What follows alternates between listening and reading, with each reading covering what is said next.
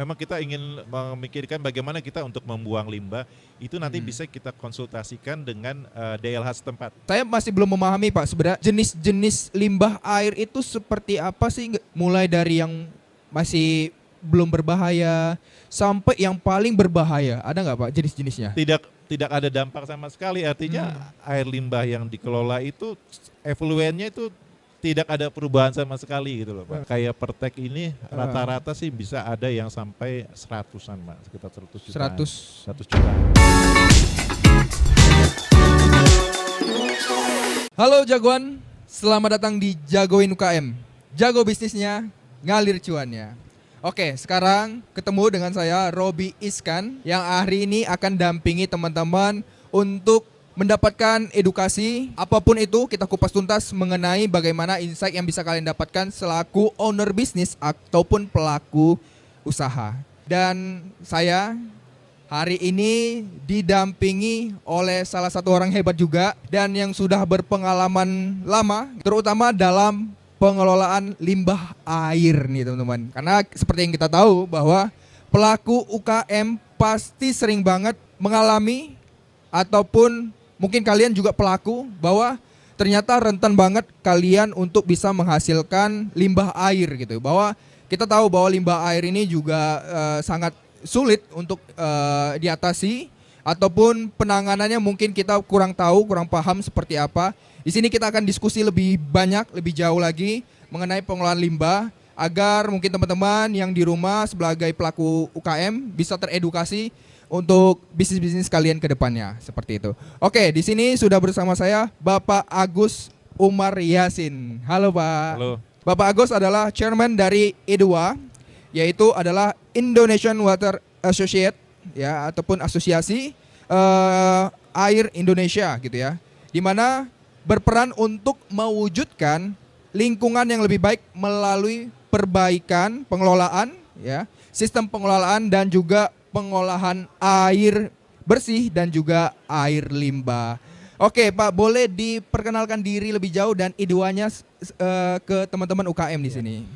Perkenalkan, nama saya Agus Umar Yasin, saya Ketua Umum dari Indonesian Water Association. Jadi asosiasi kami ini berdiri sejak tahun 2016 Pak. Nah, Oktober 2016, di mana visi dan misi dari I2 ini adalah seperti tadi salah satunya sudah dijelaskan. Kemudian kami juga mempunyai visi untuk membangun dari sumber daya manusia, khususnya para pekerja atau para pengusaha yang memang sudah akan ready untuk turun ke lapangan untuk mengelola dari pengolahan air bersih maupun air limbah. Jadi di mana I2 ini kita dapat memfasilitasi dan juga dapat membantu dari teman-teman apabila yang tertarik dalam mengelola air bersih maupun air limbah. Ayo kita sama-sama kita kembangkan bagaimana sih mengelola air bersih dan air limbah ini secara baik dan benar dan tentunya juga sesuai dengan peraturan dari pemerintah. Oke, baik. Jadi seperti yang kita tahu bahwa dari tahun 2016 Pak. Ya. Oke, udah kurang lebih berapa tuh? Udah 8 tahun? Iya. 8 tahun udah berdiri ya? Oke, saya penasaran sih Pak, profil Bapak sih sebenarnya. Sebelum IDWA ataupun sebelum mendirikan IDWA ataupun sekarang profesinya sebagai apa sih Pak, kalau boleh tahu? Kalau selain IDWA, saya juga punya perusahaan sendiri. Tapi kalau saya ini lebih arahnya untuk produsen bahan kimia. Jadi memang bahan kimia ini digunakan untuk pengolahan air bersih maupun air limbah. Beserta dengan pelayanannya. Dari tahun berapa itu Pak? Kalau tahun 2004 sih. Waduh, udah. Oke, berarti udah 20 tahun nih Pak pengalaman dalam mengatasi limbah air. Nah, jadi ini tepat banget untuk kita bahas, untuk kita tanya-tanya langsung kepada Bapak Agus. Oke Pak, ini kita langsung masuk ke topik yang ingin kita angkat nih Pak. Bahwa menurut penelitian dari Badan Lingkungan Hidup di salah satu provinsi di Indonesia yaitu Jawa Timur gitu ya, menyayangkan bahwa ribuan UKM belum mempunyai instalasi pengelolaan air limbah ataupun IPAL. Nah, dan banyak juga 12.000 UKM yang di Jawa, khususnya di daerah Jawa Timur ya, ini penelitiannya bahwa sekitar 70% UKM berpotensi mengeluarkan limbah cair. Nah, sehingga dampak dari limbah cair ini adalah dibuang ke sungai nih, Pak. Nah, menurut Bapak nih mungkin dari dua, kira-kira dampak paling negatif atas terjadinya hal ini itu seperti apa sih, Pak? Kalau boleh tahu? Sebenarnya limbah cair, khususnya limbah cair yang untuk dari UKM ini memang salah satu isu juga sih. Dari yang saat ini sedang kami kelola juga, karena dampaknya ini sangat masif ya, karena kan apabila sudah mencemari dari badan sungai, karena air sungai ini kan salah satu sumber kehidupan dari manusia. Benar. Jadi kita untuk menggunakan mungkin untuk yang air minum gitu kan, sumber air minum, kemudian untuk mereka untuk MCK kan dari situ. Nah, ini apabila kalau kita sudah tercemar, ini salah satunya adalah akan mempengaruhi dari kualitas air tersebut, air sungai. Benar. Apabila sudah tercemar dan mempengaruhi kualitas, otomatis fisik atau kualitas air ini akan berubah. Contohnya mungkin yang tadinya air sungai ini warnanya bening, tidak benar. berwarna. Tiba-tiba berubah nih, tiba-tiba warna hijau atau warna yang kemarin viral tuh kan warnanya pink. Waduh. Nah, kan ada seperti itu. Nah, itu kan Ya? otomatis kalau kita ngelihat jadinya kan mungkin orang tadinya kita mau ambil buat sumber air minum, berwarna ini kan jadinya mereka nggak terganggu kan, mereka nggak bisa pakai. Dan juga mungkin mereka untuk kebutuhan mandi. Nah, itu otomatis juga akan terganggu. Nah, itu kalau dari kebutuhan kita sehari-hari. Nah, kemudian lagi kalau untuk selain untuk manusia, jadi mungkin untuk hewan atau untuk tumbuhan itu kan terganggu. Otomatis air tersebut tidak dapat diserap sama akar atau tidak bisa juga dipakai atau biota-biota yang ada di dalam air tersebut akan juga mungkin terganggu atau mungkin jadi mati. Dan sedangkan itu kan juga salah satu sumber makanan dari mungkin ikan atau hewan-hewan yang ada di dalam sungai tersebut. Nah, itu kedua. Yang ketiga lagi adalah menjadi salah satu sumber penyakit. Ya kan. Jadi misalnya dari UKM mereka produksi contohnya misalnya makanan. Kemudian mereka di situ ada sisa-sisa minyak gitu kan. Nah, itu misalnya itu akan pada saat kita buang ke sungai itu akan terjadi pembusukan. Nah, otomatis dengan pembusukan kemudian juga terjadi bau yang tidak sedap. Nah, ini kan juga mengganggu kita nih. Otomatis dengan bau tidak sedap, kemudian juga banyak sekali mungkin ada lalat yang berterbangan. Nah, itu kan otomatis akan terjadinya sumber penyakit itu akan penyebaran penyakit akan lebih cepat. Seperti itu. Itu dampak-dampak yang bisa langsung kita lihat secara langsung situ, Pak. Jadi seperti yang Bapak sampaikan bahwa dampak-dampaknya itu juga bukan hanya untuk lingkungan, hewan, tapi juga bisa berdampak untuk masyarakat yang mungkin ada di sekitar air sungai tersebut gitu. Betul. Ya.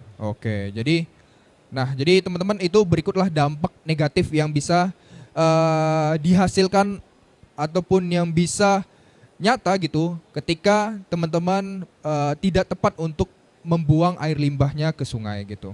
Nah, kita mungkin sebagai pelaku UKM, Pak. Di sini saya memposisikan diri saya sebagai pelaku bisnis, sebagai pelaku UKM. Nah, saya masih belum memahami, Pak, sebenarnya jenis-jenis limbah air itu seperti apa sih? Apakah ada jenis-jenisnya? Mulai dari yang masih belum berbahaya sampai yang paling berbahaya. Ada nggak, Pak, jenis-jenisnya? Ya, jadi kalau untuk jenis-jenis limbah itu memang ada beberapa macam. Tapi kalau untuk yang sudah terstandarisasi, mungkin kita bisa lihat baku mutu buangan air limbah itu dari yang dikeluarkan oleh KLH. Di situ sudah ada baku mutunya. Jadi kita bisa lihat parameter apa aja sih yang ada yang bisa diukur yang menjadi salah satu komponen yang boleh kita buang atau yang harus kita jaga sebelum kita buang sehingga kandungan tersebut bisa memenuhi syarat untuk dibuang. Contohnya mungkin misalnya kandungan, contohnya misalnya untuk pH. Jadi sifat pH-nya itu dia tidak boleh terlalu tinggi, misalnya di atas 9, terlalu tinggi atau terlalu alkalis, atau juga dia mungkin terlalu asam. Nah, itu juga tidak boleh. Kemudian tadi dari warna juga itu sudah ada peraturannya. Dia tidak boleh warnanya itu tidak terlalu ini sekali ya, terlalu jelas. Itu nanti bisa diukur secara laboratorium semua, Pak. Jadi tapi kalau untuk jenis-jenis limbah sendiri itu balik lagi ke masing-masing produsennya atau dari UMKM. Jadi kalau UMKM sini mungkin kita bisa lihat UMKM itu biasanya kan dari contohnya untuk produksi makanan minuman. Nah biasanya itu kalau makanan itu berarti kan mereka akan ada proses pengolahan pemasakan. Benar. Jadi misalnya mereka masak sayur, mereka akan potong-potong. Nah kemudian kan pasti ada sisa-sisa makanannya itu, sisa-sisa sayurnya, atau mungkin mereka ada goreng ikan seperti itu kan, mereka pasti ada proses untuk pemilahan dari ikan dipotong atau gimana, nanti ada sisanya, kemudian juga mungkin hasil gorengannya, gorengan. Nah itu juga jenis-jenis limbah itu yang mungkin yang masuk dari kalau mereka produsen dari makanan gitu. Ada juga tadi mungkin yang tekstil. Nah ini juga paling sering nih Pak. Nah iya. Nah itu tekstil juga sama, mungkin salah satunya yang utama ada tadi yang warna tadi. Karena kalau di tekstil sendiri itu kan zat warna itu kan banyak beberapa macam. Ada yang reaktif gitu kan, ada yang berfluoresen. Jadi apabila dia pH-nya berubah, warnanya pun akan berubah. Gitu loh. Mungkin kalau pada pH asam mereka warnanya merah, pada tiba-tiba pH-nya basa, dia berubah mungkin menjadi biru. Nah itu hal-hal seperti itu yang harus diantisipasi oleh para UMKM. Gitu. Kemudian juga mungkin laundry juga banyak kan. Nah itu kan salah satunya adalah dari limbah sabun. Dimana kalau kita buang langsung ke aliran sungai, itu biasanya problemnya adalah timbulnya busa. Jadi kalau kita lihat kadang di sungai itu tiba-tiba ada busa itu. Nah itu biasanya kadang-kadang adanya buangan dari desain laundry. Baik, jadi itu dia tadi teman-teman, ada pertama dari F&B nih. Jadi untuk jenis-jenis limbah salah satunya F&B juga hasil dari gorengan atau dari powder teman-teman gitu ya, yang mungkin udah busuk atau apa atau udah expired, teman-teman buang, itu pun bisa jadi salah satu jenis limbah juga ya. Lalu tadi ada tekstil tadi ya. Betul, nah tekstil. Paling sering ini yang kita juga lihat adalah pembatik nih Pak. Iya kan? Salah satunya kadang-kadang mereka harus produksi jauh dari tempat tinggal ataupun rumah masyarakat penduduk. Seperti apa itu Pak? Kayak pengalaman mengenai yang batik tadi nggak Pak? Kalau memang batik itu menjadi salah satu produsen yang menggunakan atau mengkonsumsi air cukup banyak juga di situ. Benar. Jadi problemnya sebenarnya bukan hanya dari limbah yang dihasilkan, tapi juga kebutuhan air bersih di sini.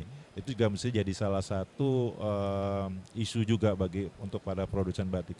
Jadi memang kalau batik ini limbahnya tuh salah satu yang utama tuh adalah memang dari warna. Ada mungkin karena mereka ada proses pencelupan. Kemudian mereka ada namanya itu kalau pada saat batik itu ada juga seperti lilin itu. Lilin ya, benar. Nah itu kan memang harus ada proses perendaman, bagaimana nanti pada saat direndam itu warnanya itu sisanya itu akan terbawa sama air. Benar. Gitu. Nah inilah salah satu problemnya, bagaimana nih air limbahnya ini jangan dibuang langsung ke sungai. Karena ini akan sangat lama sekali untuk memproses biar mereka terdegradasi gitu. Baik. Nah saya tadi penasaran mengenai perizinan Pak. Nah kira-kira perizinan seperti apa sih yang harus UKM lewati gitu? Ada nggak kayak instansi, ini misalnya saya mau berbisnis apapun itu ya Pak, tekstil atau apa, dan saya peduli nih terhadap limbah air saya, kemana saya harus datang untuk minta tolong kah atau melakukan perizinan kah, dan seperti apa sih alurnya Pak, kalau boleh tahu? Satu, kalau memang ingin berbisnis tadi seperti tekstil atau bahkan makanan itu satu mungkin dari OSS-nya ya. OSS itu harus klasifikasinya harus sesuai bahwa memang kita akan mendirikan perusahaan makanan atau kita ingin produsen untuk laundry. Nah, kemudian juga tadi kalau memang kita ingin memikirkan bagaimana kita untuk membuang limbah, itu nanti bisa kita konsultasikan dengan DLH setempat, Dinas Lingkungan Hidup. Oke, Dinas Lingkungan Hidup Dinas Lingkungan setempat. Hidup setempat. Jadi kita datang ke sana, kita Oke. ceritakan kami ingin membuka usaha untuk misalnya tadi makanan, kami ingin mengolah dari limbah kami. Nah, itu apa saja yang harus kita siapkan. Nah, biasanya dari daerah itu nanti akan kita akan semacam dikasih penjelasan lah. Kira-kira tahapan dari pengolahan limbahnya itu yang minimal yang sederhana seperti apa, sehingga nanti limbahnya itu bisa dapat kita buang sesuai dengan baku mutu. Nah, itu biasanya nanti kita akan membuat semacam namanya itu persetujuan teknis atau pertek. Oh, pertek. Iya, pertek. Jadi dari situ kita akan membuat pertek. Nanti biasanya pertek itu kita nggak selalu bisa sendiri. Bisa juga nanti kita bisa kerjasama dengan konsultan. Konsultan. Iya, Okay. konsultan itu akan membantu kita bagaimana untuk mendesain dan untuk mengolah limbah ini sesuai dengan baku mutu. Nah, itu dari situ nanti jadilah pertek. Nah, pertek ini akan bisa kita ajukan ke DLH. Nanti kalau sudah disetujui, nah artinya kita sudah boleh istilahnya untuk bisa mengolah limbah, kemudian kita bisa buang, dapat izin apabila memang dibolehkan untuk buang langsung ke aliran sungai. Oke, benar banget. Jadi sebenarnya kita Pak, mungkin sudut pandang saya sebagai pelaku UKM gitu ya, bahwa terkadang banyak juga kok UKM yang mungkin mereka sadar gitu dan peduli terhadap lingkungan. Tapi ternyata kadang-kadang mereka kurangnya pemahaman ataupun juga ketakutan, apakah biayanya akan keluar banyak nih. Apalagi kalau kita sebagai UKM itu adalah CEO ya. Everything officer. Jadi kita semua ngerjain ya. Mulai dari bagaimana cari modal, bikin proposal, Betul. bikin bisnis plan, bahkan produksi, marketing, dan lain-lain. Banyak UKM ataupun pelaku usaha yang harus dipahami, harus kita pelajari gitu ya. Nah, jadi kadang-kadang terutama di biaya nih Pak. Kita sebagai pelaku UKM itu adalah ketakutan yang paling besar di kita. Karena produksi aja kita membutuhkan biaya, apalagi hal-hal yang seperti membuang limbah gitu ya kan. Nah, ada nggak sih Pak step by step yang bisa Bapak share ke kita gitu ya? Tadi mungkin mengenai perizinan sudah Bapak mention, udah Bapak jelaskan. Tapi kalau dari segi hal yang lainnya ada nggak sih Pak kayak kayak pembiayaannya dan lain-lain, ada nggak sih Pak step by stepnya gitu yang harus kita lakukan gitu? Kalau untuk pembiayaan sih relatif ya, karena relatif artinya bisa juga nanti dilihat dari kapasitas produksi. Karena debit dari pengolahan limbah ini akan tergantung dari jumlah produksi. Jadi kalau memang produksinya masih belum besar, otomatis juga akan beban limbahnya itu nggak terlalu banyak gitu loh. Jadi harganya itu atau biayanya itu masih bisa masih bisa kita atur, Mbak. Kira-kira besarannya tergantung dari beban limbahnya tadi. Jadi artinya kalau memang nanti sudah misalnya tadi produksi untuk makanan, misalnya catering misalnya kan, mungkin dia akan produksi dalam sehari 100 piring gitu, Pak. Nah, itu mungkin akan berbeda kalau dia nanti akan memproduksi 1.000 atau 10.000. Otomatis kan ini pemakaian air lebih banyak. Iya, benar-benar. Ya kan? Air limbah, kemudian beban air limbahnya juga otomatis lebih banyak. Dia akan menggunakan space-nya mungkin juga lebih besar. Seperti itu.